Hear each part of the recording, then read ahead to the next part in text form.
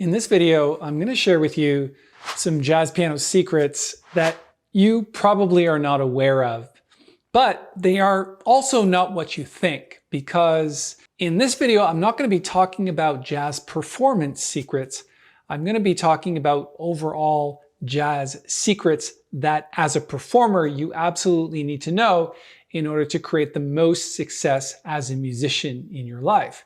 And I can guarantee you, most people don't talk about these things because these are the soft skills that you need to absolutely have in order to succeed at anything in your jazz career. And of course, I've been around long enough to have adopted these things into my life, and everything that I have achieved is as a result of these three things that are absolutely secret. Nobody talks about them. You're going to want to know what they are. But before I do that, let me tell you that I do have jazz performance secrets. In fact, I'm going to make the next video about specific playing secrets that you need to know. For example, let me play a little bit of The Way You Look Tonight, and one of the secrets that I'm going to share in the next video is how to get from 1 to 4.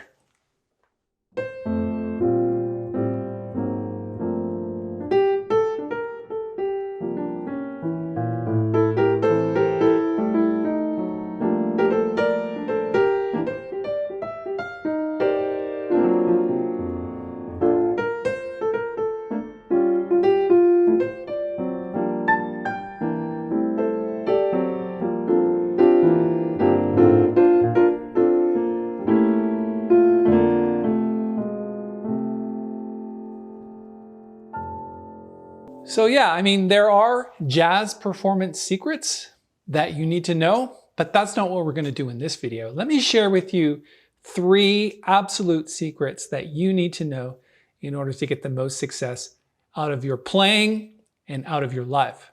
Number 1, even the jazz pianists that you admire the most have insecurities.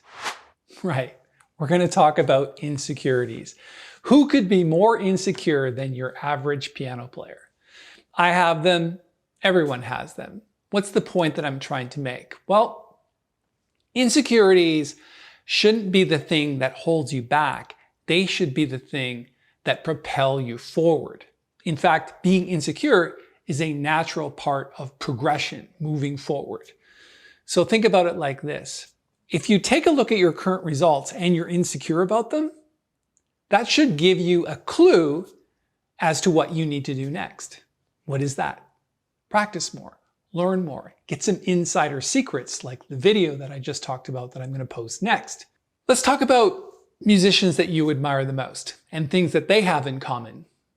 So Miles Davis, Chet Baker, Billie Holiday, even Bill Evans, one of the greatest piano players of all time.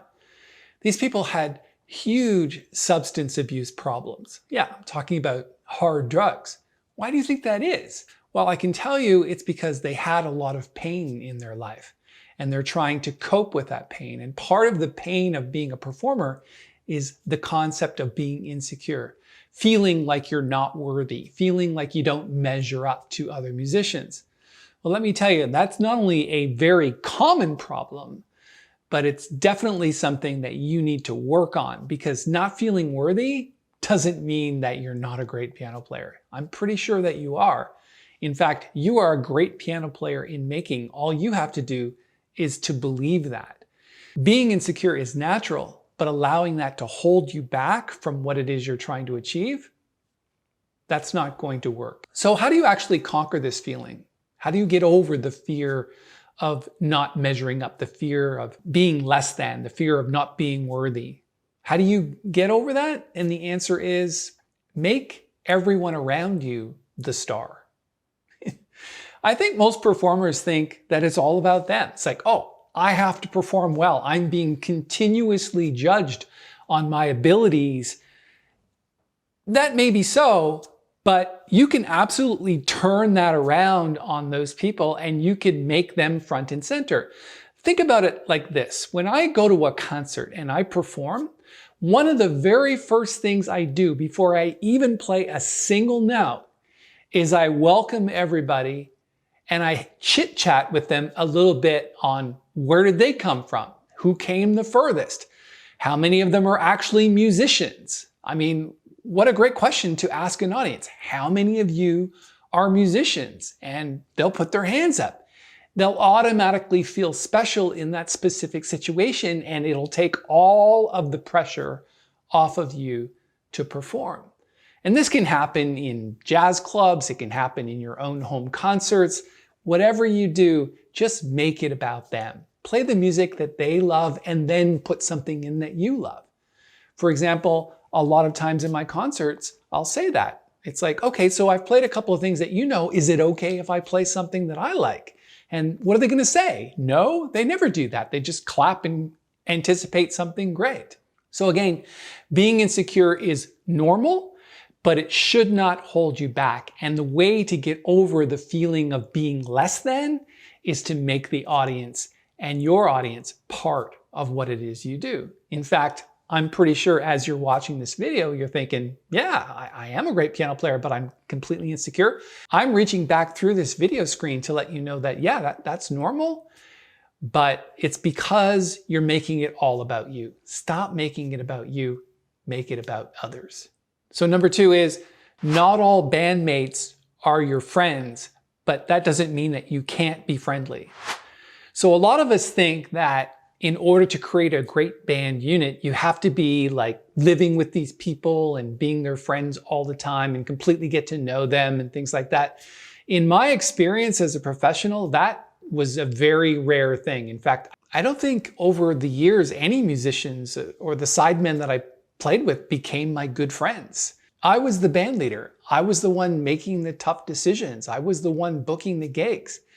And of course, what you want to do in that situation, because you're not having to be friends with these people, and you probably shouldn't because that typically creates more problems, is you want to hire up in terms of ability. When I hire musicians, I always hire musicians that are at or greater than my level. That's how you learn.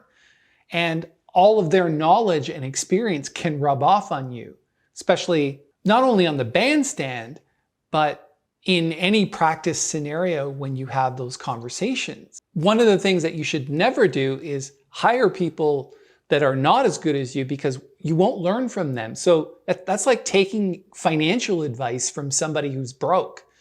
You don't want to do that. You only want to take advice from people who are at or greater than your level, because that's how you progress as a musician. It's like when jazz first started, there wasn't all of this knowledge about scales and chords and things like that. Information was passed amongst musicians, and that's how you learned. And often it was by the seat of your pants on a very high pressure gig. So just number 2 is, the best way to elevate your playing and to get to that next level is to surround yourself with musicians at a higher level, a higher caliber than you are. That's how you learn quickly. Well, I'm glad you stuck around to the last one, because I think number 3 is probably the most important one.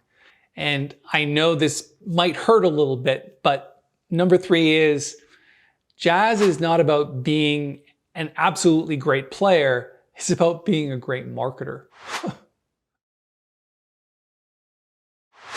What I've found throughout my jazz career, which spanned many years, is that as a leader, it was my responsibility to build an audience. It was my responsibility to go out and find tours, to get funding for those tours, to get my own recording contract. And even when I had a recording contract with Arkadia, I was still responsible for my own outcomes. They didn't do everything for me. This is not like Formula One, where you've got 21-year-old drivers who have absolutely no fear being supported, and the only thing that they have to do is drive. All of the sponsors and all of the cars and everything was taken care of by the organization, whether that's Ferrari, Mercedes, or even Red Bull.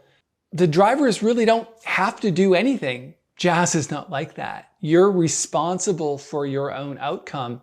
And that's why I'm going to recommend to you that if you really want to make a go of this thing, that you're going to have to get some marketing skills. Now, I'm going to post a link up here in the corner to some independent marketing ideas that you absolutely need to learn in order to be successful. I do believe that the money's in the list, creating a mailing list of followers. I do believe that it's about YouTube partially, but it's also about communication skills. It's also about your website and digital marketing. It's also about how you conduct yourself in public and how you perform. So let me drive the point home once again. It's not really about how well you play. Of course, that really helps a lot. I'm not trying to say, hey, don't work at it, don't get better. You absolutely want to do that for your own good. And of course, the better you get, the more confident that you'll be. But at the same time, as you're working on that, work equally as much on your career as a musician. Work equally as much on getting the word out that you're ready to be heard, that an audience should expect a lot from you. So it's like when audiences show up for my concerts, I want to absolutely be on. I don't want to be making tons of mistakes. You know, amateurs practice until they get it right. Professionals practice until they can't get it wrong. And I think that's what you're trying to achieve. But while you're doing that, again, it's up to you to push your career forward, to help yourself reach those new audiences, because frankly, I don't think anyone's going to do that for you. Now, there probably are some rare situations where you're going to get plucked out of obscurity and thrown into the limelight, but I haven't seen many cases of that, especially in jazz. So there you have it. There's my 3 jazz piano secrets. Of course, it applies to all musicians, not just pianists. I wish you well on your journey. If you like this video, give it a thumbs up, and please subscribe to the channel and hit the little bell, because we're making videos all the time and you'll get notified when they come out. Thanks again for your time.